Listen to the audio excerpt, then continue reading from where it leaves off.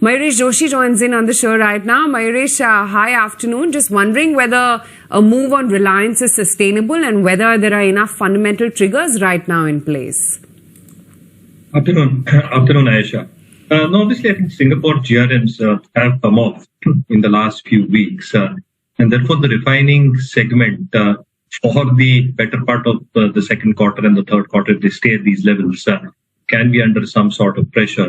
But we all know that Reliance has access to multiple feedstocks, and even if Singapore GRMs have corrected to around $6.50, an outperformance of $2 to $3, to say the least, can be expected from Reliance. The retail part of the businesses are holding up quite well. So you've already seen Jio do reasonably well in the past quarter, Reliance Retail with the opening up of new stores, and the expectations in terms of more leverage kicking in as the festive season comes around in the next few weeks. The next couple of quarters should be good from the retail side of the business as well. When it comes to the oil and gas part, I think that part of the business is showing significant signs of improvement.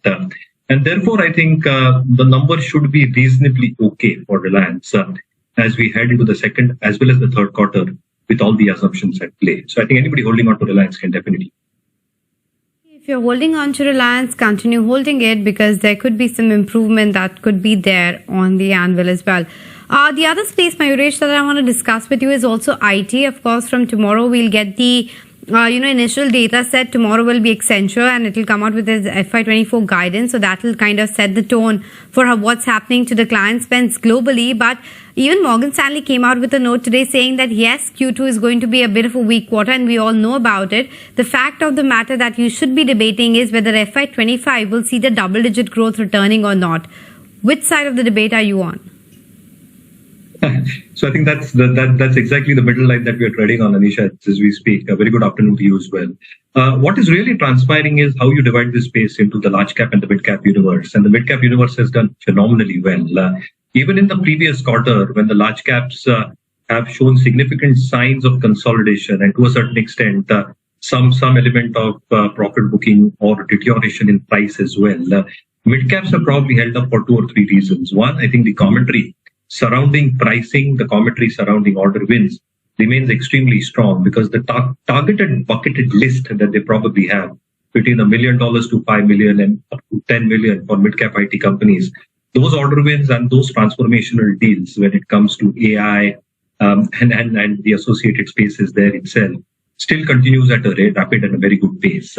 The other space, ER&D, where a lot of companies like KPIT, Tata Elxsi, Sonata have done well, continues to do well with the rapid acceleration in spending globally that we are seeing from globally OEMs and the domestic OEMs as well when it comes to ER&D expenditure and the building up of new products through platforms. So that part of the business should continue holding on with reasonable amount of margins. And the third part in terms of the margin profile itself, the margins should hold out. A lot of wage payments, increments have probably happened in Q1. So they should stabilize in Q2.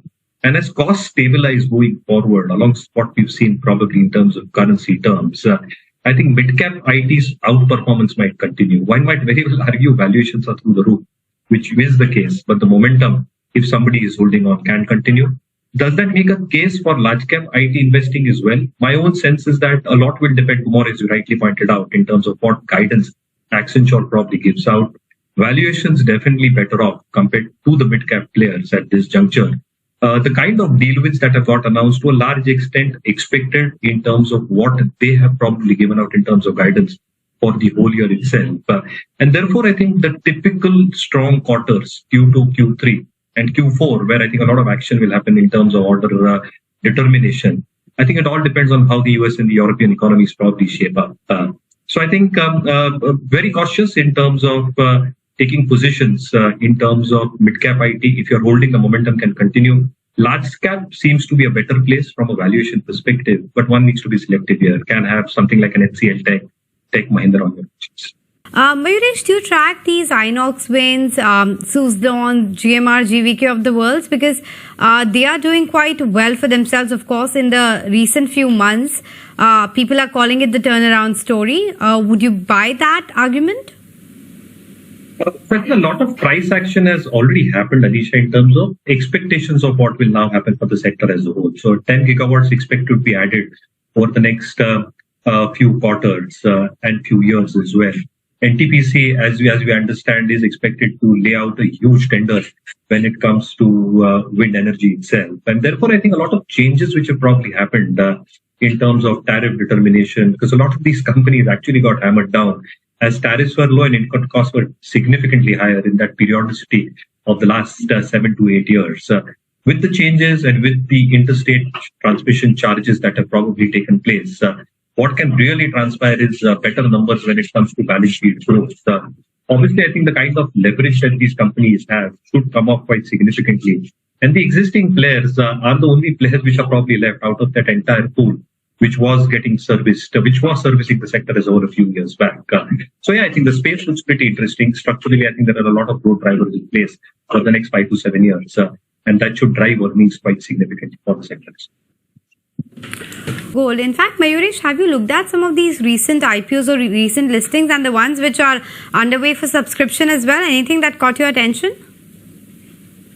No, so Senco looks pretty interesting from the space, as Viti just explained. They're opening up franchisees. East is a big region for them.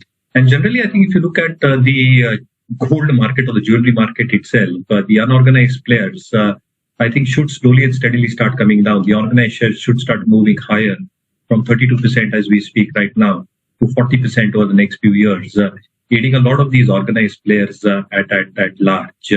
So yeah, Senco looks like a very interesting play. Kalyan probably looks like a very interesting play. We'll also like to have something on our watch list, a stock like an Ideaforge. Now, defense stocks have done phenomenally well, Anisha.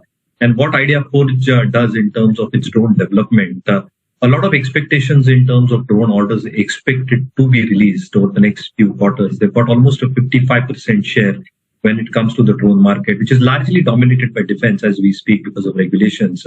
Because as rules start getting more easier over the next few years and more civil and agricultural uses start coming into play, the kind of product suite that they probably got is very, very interesting. And the kind of numbers, specifically margins that they probably produce, are going to be well maintained going forward as well. Yes, technological changes, what happens in terms of imports. I think the government is doing a lot more on that in terms of Atmanirbhar Bharat and the manufacturing in India that we probably have. Therefore, I think something on a watch list. I think the price action is already damaging at this point of time for Ideaforge. But I think these two players over a longer period of time, Senco from the jewelry space structurally should start doing well. And even this player like an Ideaforge for the drone market, where the structural story probably remains very, very strong over the next